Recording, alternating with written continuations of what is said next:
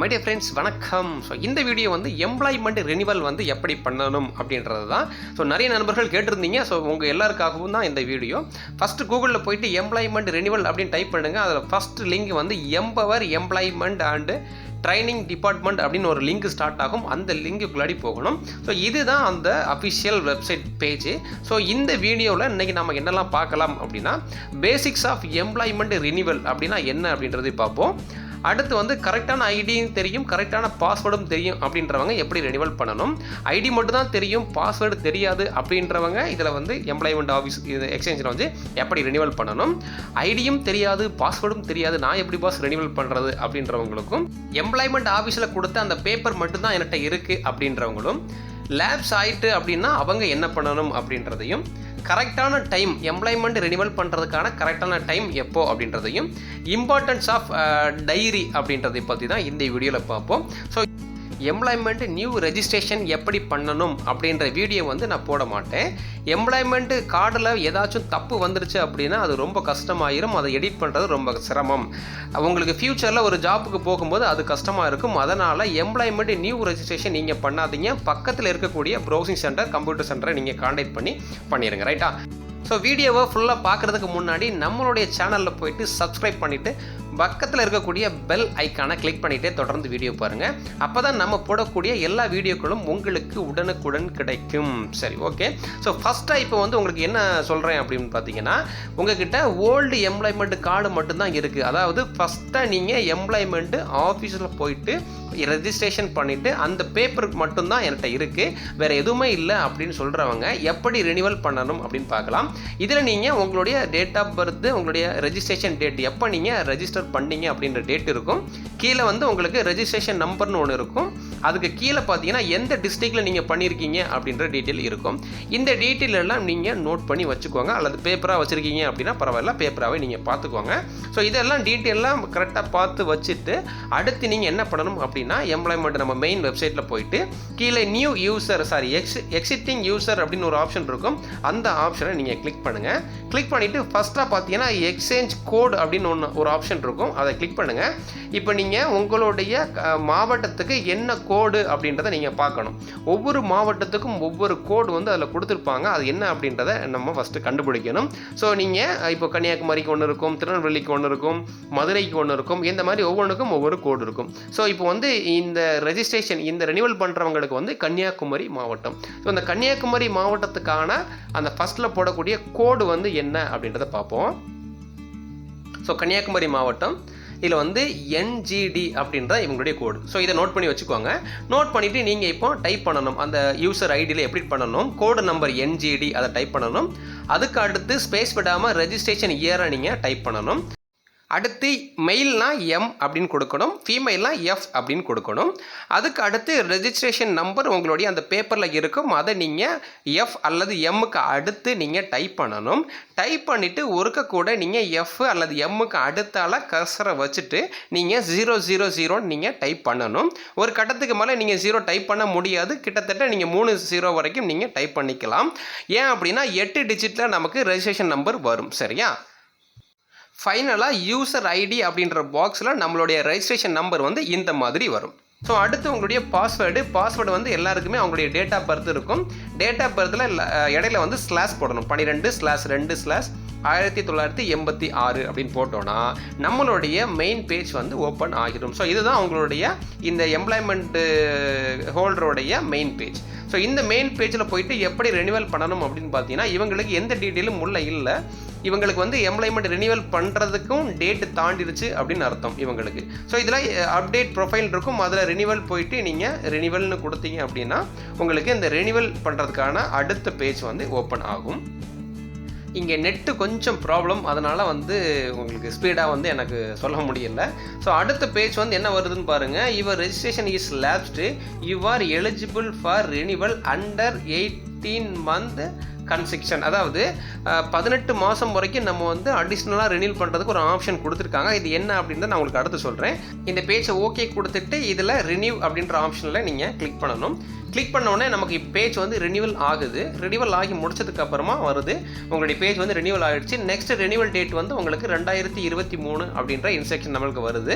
இப்போ ரினியூவல் ஆகிடுச்சு. இப்போ மறுபடியும் நம்ம ஹோமை கிளிக் பண்ணிவிட்டு நம்மளுடைய பேஜுக்கு போகிறோம். நம்மளுடைய பேஜில் மறுபடியும் எதுவும் இல்லை. ஸோ பயந்துடக்கூடாது. நம்ம வந்து லாக் அவுட் கொடுத்துட்டு மறுபடியும் நம்மளுடைய ஐடி பாஸ்வேர்டு நமக்கு தெரியும். இந்த யூசர் ஐடி பாஸ்வேர்டில் நம்மளுடைய ஐடி பாஸ்வேர்டை நம்ம டைப் பண்ணி உள்ளாடி போகணும். ஐடி, ஸோ கீழே வந்து அந்த பாஸ்வேர்டு ஸ்லாஷ் போட்டு நம்மளுடைய பாஸ்வேர்டு கொடுத்து உள்ளாடி போயாச்சுன்னா அடுத்த பேஜ் நம்மளுடைய மெயின் பேஜ் ஓப்பன் ஆகும். ஸோ இப்போ நம்ம ஓப்பன் ஆகக்கூடிய அந்த நம்மளுடைய மெயின் பேஜில் நமக்கு எல்லா டீட்டெயிலும் அங்கே இருக்கும். Modified contact, add qualification, print, இந்த மாதிரி நிறைய ஆப்ஷன் இருக்கும். இதில் நம்ம வேறு எதுவும் பண்ண தேவையில்லை. ரைட் சைடில் பிரிண்ட்னு ஒரு ஆப்ஷன் இருக்குது பார்த்தீங்களா, அந்த பிரிண்ட்ன்ற ஆப்ஷனை கிளிக் பண்ண உடனே நம்மளுடைய மெயின் பேஜ் ஓப்பன் ஆகிரும். இதில் ரைட் சைடில் மேலே டாப்பில் பார்த்தீங்கன்னா அந்த பிரிண்ட் கொடுக்குற மாதிரி ஒரு ஆப்ஷன் இருக்கும். அந்த பிரிண்ட் கொடுக்குற மாதிரியான ஆப்ஷனில் கிளிக் பண்ண உடனே நமக்கு வந்து பிரிண்டை நம்மளுடைய ஃபைலில் வந்து பிடிஎஃப் ஆகவோ அல்லது வந்து பிரிண்டர் இருக்கிறவங்க பிரிண்டோ எடுத்து வச்சுக்கலாம். ஸோ பிடிஎஃபாக எப்படி சேவ் பண்ணுறது அப்படின்னு பார்த்தீங்கன்னா கூகுளில் போயிட்டு டூ பிடிஎஃப் அப்படின்னு டைப் பண்ணுங்கள். அதில் ஒரு பேஜ் வரும். இந்த இருக்குது அந்த லிங்கு. நான் அந்த லிங்கை வந்து உங்களுக்கு டிஸ்கிரிப்ஷன்லையும் கொடுக்குறேன். இந்த ஐக்கான் வந்து எப்படி இருக்கும்னா இந்த மாதிரி க்ரீன் கலரில் இப்படி இருக்கும். இதில் ரைட் சைடில் டவுன்லோட் இருக்குது பார்த்தீங்கன்னா, அந்த டவுன்லோடை கிளிக் பண்ணி இந்த சாஃப்ட்வேரை நீங்கள் இன்ஸ்டால் பண்ணி வச்சுட்டீங்க அப்படின்னா நீங்கள் எந்த ஃபைலையும் பிடிஎஃபாக உங்களுடைய டாக்குமெண்ட்டில் வந்து சேவ் பண்ணி வச்சுக்கலாம். ஸோ அந்த லிங்க் வந்து நான் டிஸ்கிரிப்ஷனில் கொடுக்குறேன். ஸோ இப்போ நான் ஆல்ரெடி நான் அந்த ஃபைல் போட்டிருக்கேன், இந்த சாஃப்ட்வேர் போட்டிருக்கிறதுனால நான் பிடிஎஃபில் சேவ் பண்ணி என்னுடைய டாக்குமெண்ட்டில் ஒரு நேம் கொடுத்து நான் வந்து சேவ் பண்ணி வச்சுருக்கேன். ஸோ இது வந்து இந்த ஃபார்மெட் வந்து பழைய எம்ப்ளாய்மெண்ட் கார்டு மட்டும்தான் என்கிட்ட இருக்குது அப்படின்னு சொல்கிறவங்களுக்கான ஒரு ரினியூவல் செக்ஷன் தான் இப்போ முடிஞ்சிருக்கு.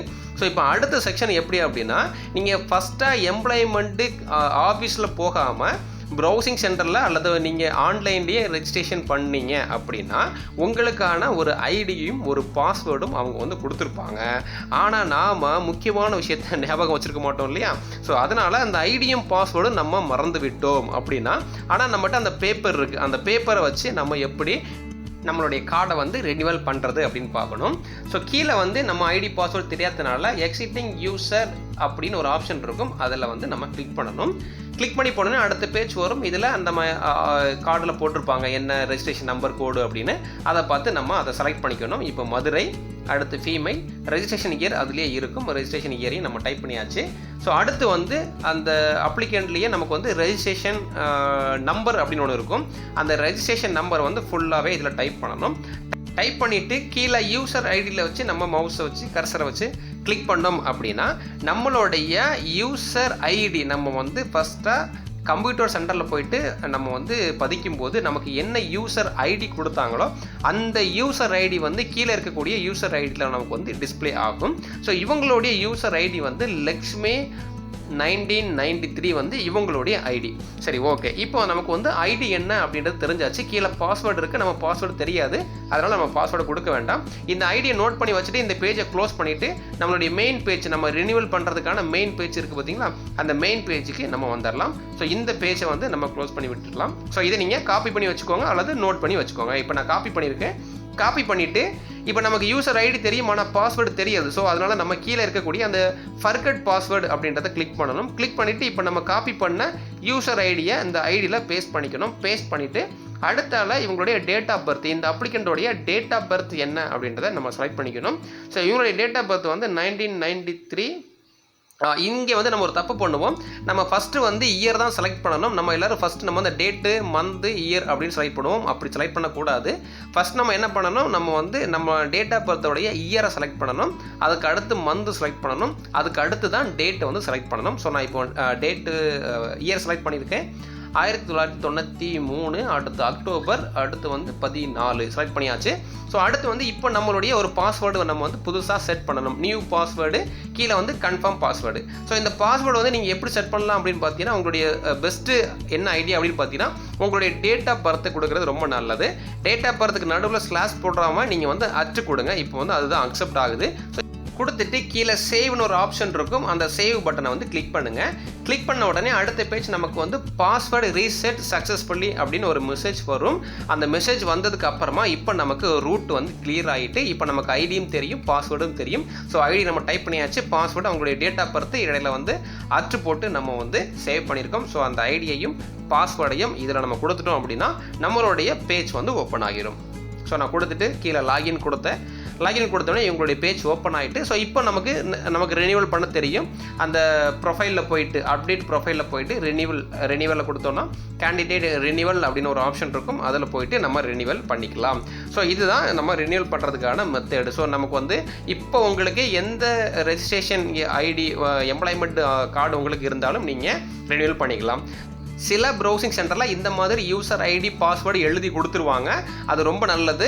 அவங்க வந்து எம்ப்ளாய்மெண்ட் இதில் போயிட்டு நீங்கள் யூசர் ஐடியும் பாஸ்வேர்டும் நீங்கள் கொடுத்துட்டிங்கன்னா உங்களுடைய பேஜ் வந்து ஓப்பன் ஆகிரும். ஸோ புதுசாக நீங்கள் ரெஜிஸ்ட்ரேஷன் பண்ண போகிறீங்க அப்படின்னா ரெஜிஸ்ட்ரேஷன் முடிஞ்சதுக்கு அப்புறமா அந்த ப்ரௌசிங் சென்டரில் நீங்கள் வந்து எழுதி வாங்கிட்டு வரணும். உங்களுடைய ஐடியையும் பாஸ்வேர்டும் மறக்காமல் எழுதி வாங்கிட்டு வர்றது ரொம்ப ரொம்ப ரொம்ப நல்லது. அடுத்து கவனிக்கப்பட வேண்டிய சில விஷயங்கள் இருக்குது. என்ன அப்படின்னு பாருங்கள். ஃபஸ்ட்டு வந்து எம்ப்ளாய்மெண்ட் ரெனிவல் டைம், அதாவது ஒவ்வொருத்தங்களுக்கும் 3 வருஷத்துக்கு ஒருக்க எம்ப்ளாய்மெண்ட் கார்டு வந்து ரெனிவல் பண்ணியே ஆகணும். ஒருவேளை 3 வருஷம் தாண்டிட்டு அப்படின்னாலும் கூட நீங்கள் 18 மாதம் நீங்கள் எக்ஸ்டெண்ட் பண்ணி கூட ரெனிவல் பண்ணிக்கலாம். அதுக்கு அடுத்து தான் உங்களால் ரெனிவல் வந்து பண்ண முடியாது. ஸோ அடுத்து வந்து லேப்ஸ் அப்படின்னு வந்துருச்சு அப்படின்னா என்ன பண்ணலாம் அப்படின்னு பார்த்தீங்கன்னா எதுவுமே பண்ண முடியாது. இந்த மாதிரி கவர்மெண்ட் எப்போவாவது ஒரு ஸ்கீம் கொடுத்தாங்க, நீங்கள் வந்து லேப்ஸ் ஆனவங்களாம் மறுபடியும் பண்ணிக்கலாம் அப்படின்னு கொடுத்தா மட்டும்தான் பண்ண முடியும். இல்லைனா நீங்கள் பண்ணவே முடியாது. மறுபடியும் நியூ ரெஜிஸ்ட்ரேஷன் தான் நீங்கள் பண்ண முடியும். அடுத்து என்னென்னா இம்பார்ட்டன்ஸ் ஆஃப் டைரி, அதாவது நீங்கள் எம்ப்ளாய்மெண்ட்டு கார்டோடைய நம்பரு அதோடைய பாஸ்வேர்டு இதெல்லாம் நீங்கள் கண்டிப்பாக ஒரு டைரியில் எழுதி வச்சுருக்கணும். இது போக நீங்கள் ஏதாவது ரிக்யூர்மெண்ட் அப்ளை பண்ணுறீங்கனாலும் அதை எப்போ அப்ளை பண்ணுறீங்க, அதோட டேட் என்ன, அதோட எக்ஸாம் டேட் என்ன அப்படின்றத கண்டிப்பாக நீங்கள் ஒரு டைரியில் குறித்து வச்சே ஆகணும். இது மாதிரியான தகவல் தொடர்ந்து உங்களுக்கு உடனே கிடைக்கணும் அப்படின்னா நம்மளுடைய சதீஷ் இன்ஃபர்மேஷன் யூடியூப் சேனலை சப்ஸ்கிரைப் பண்ணிக்கிட்டு பக்கத்தில் இருக்கக்கூடிய பெல் ஐக்கானை கிளிக் பண்ணிகிட்டே தொடர்ந்து நம்ம வீடியோ பாருங்கள், நண்பர்களுக்கும் ஷேர் பண்ணுங்கள். இல்லை எனக்கு இதில் எதுவுமே எனக்கு புரியலை, நீங்கள் வந்து பிரதர் கொஞ்சம் எனக்கு ஹெல்ப் பண்ணுங்க அப்படின்னா டிஸ்கிரிப்ஷனில் என்னுடைய நம்பர் கொடுத்துருக்கேன். நீங்கள் தாராளமாக கான்டாக்ட் பண்ணி உங்களுடைய டவுட்டை கேளுங்க. Thank you so much. வாழ்க வளமுடன். நன்றி.